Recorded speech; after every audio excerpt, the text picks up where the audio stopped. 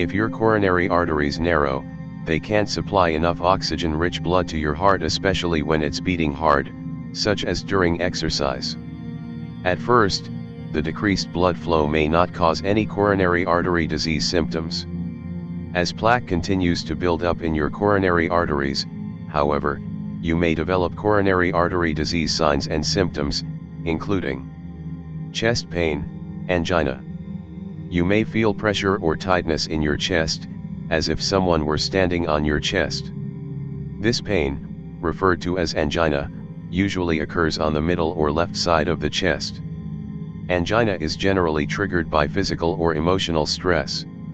The pain usually goes away within minutes after stopping the stressful activity.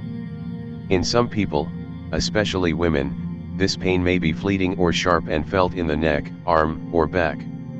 Shortness of breath. If your heart can't pump enough blood to meet your body's needs, you may develop shortness of breath or extreme fatigue with exertion. Heart attack.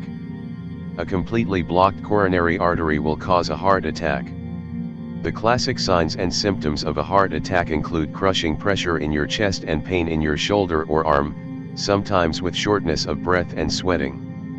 Women are somewhat more likely than men are to experience less typical signs and symptoms of a heart attack, such as neck or jaw pain. Sometimes a heart attack occurs without any apparent signs or symptoms. Coronary artery disease is thought to begin with damage or injury to the inner layer of a coronary artery, sometimes as early as childhood. The damage may be caused by various factors, including smoking, high blood pressure, high cholesterol, diabetes or insulin resistance, sedentary lifestyle.